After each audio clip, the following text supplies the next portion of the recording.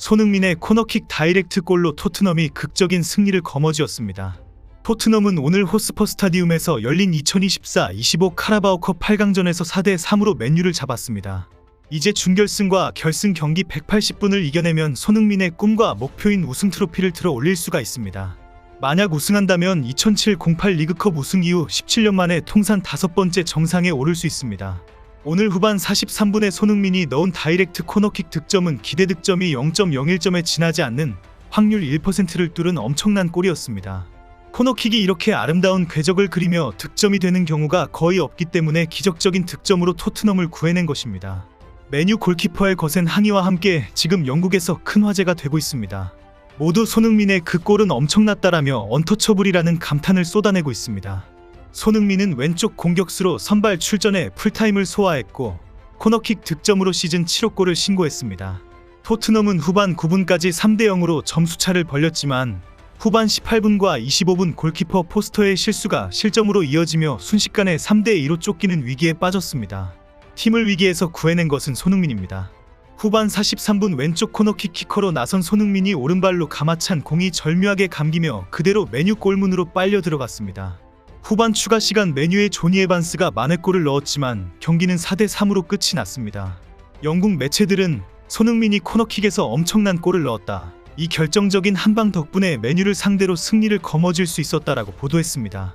데일리 스타는 손흥민의 코너킥 득점을 메뉴의 추격을 봉인한 특이한 방식이라고 보도했습니다. 천당과 지옥을 오고 간 토트넘 팬들은 구세주 손흥민에 감사해야 하지만 맨유 팬들은 베리바리 골키퍼의 손을 잡았다라고 지적하기도 합니다.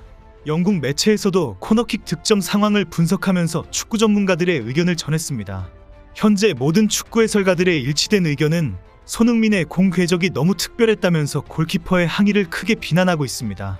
게리 네빌은 스카이 스포츠에서 생중계를 하면서 맨유의 바인디르 골키퍼를 비난했습니다. VAR이 있었다 하더라도 명확한 코너킥 득점이라고 지적하면서 바인디르에게 동정심도 없다라고 지적했습니다. 아무리 좋게 해석해도 골키퍼의 항의가 이해가 된다든지 안타깝다든지 하는 여지가 하나도 없다라는 비판입니다. 네빌은 바인디르의 항의 장면을 상세히 설명하면서 어이없어 했습니다.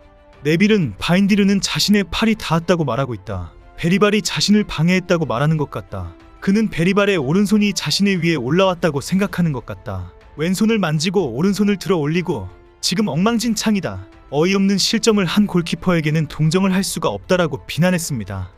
네빌은 지금 손흥민의 공을 터치하려면 더 강하게 점프하고 더 강하게 펀치를 날려야 한다고 지적했습니다. 지금 손흥민의 코너킥 궤적을 보면 그 누구도 막을 수 없고 실점을 피할 수가 없다라고 강조했습니다. 베인 스포츠 중계진은 손흥민의 코너킥이 다이렉트 골인되는 순간 깜짝 놀랍니다. 이어 골인 순간을 자세히 보면서 베리바리 골키퍼의 손을 잡았을 수도 있다고 지적했습니다. 하지만 손흥민의 공을 잡기 위해서는 더 빨리 뛰어 올라서야 했다고 지적했습니다. 베리발의 터치와 관계없이 손흥민의 공을 절대적으로 잡을 수가 없는 상황이었다고 설명했습니다. 베인 스포츠의 유튜브 채널 영상에서도 팬들은 모두 골키퍼의 펀칭이 어설펐다면서 오늘 경기는 두 골키퍼들 간의 대결이었다라고 비판했습니다. 댓글의 대부분도 손흥민의 코너킥이 대단했다면서 어느 골키퍼도 잡기가 쉽지 않았을 것이라고 인정했습니다. 풋볼 런던은 포스터 골키퍼의 악몽을 손흥민이 때려 잡았다고 지적했습니다. 포스터가 몇 번의 선방을 했음에도 불구하고 2점으로 끔찍한 평점을 매겼습니다. 매체는 첫 번째 실점은 패스를 걷어내는데 완전히 엉망을 만들면서 아마드에게 막혔고 결국 공이 다시 그물로 날아갔다고 지적했습니다. 두 번째 실점은 아마드의 발에 매우 이상한 패스를 한 골이 되어 또 실점으로 이어졌다고 지적했습니다. 세 번째 실점은 에반스의 헤딩슛이 포스터에 허우적거리는 양팔 사이로 쏙 들어갔다고 지적했습니다. 최근에 매우 잘해왔는데 오늘 밤은 최악의 악몽을 꾼 형편없는 밤이 되었다고 평가했습니다. 매체는 두 골을 넣은 솔랑케에게 9점을, 손흥민에게는 7점을 부여했습니다. 영국 매체들은 손흥민의 코너킥이 상당히 날카로운 이유를 지적하면서 토트넘의 새로운 무기가 되고 있다고 지적했습니다. 손흥민의 코너킥은 높고 빠르면서 갑자기 뚝 떨어지기 때문에 상대 골키퍼와 수비수들이 낙하지점을 잡을 수가 없다는 것입니다. 토트넘 선수들은 손흥민의 코너킥을 자연스럽게 받아들일 수 있지만 슈터링처럼 들어오는 것은 상대팀에게는 엄청난 위협이 되고 있다고 평가했습니다.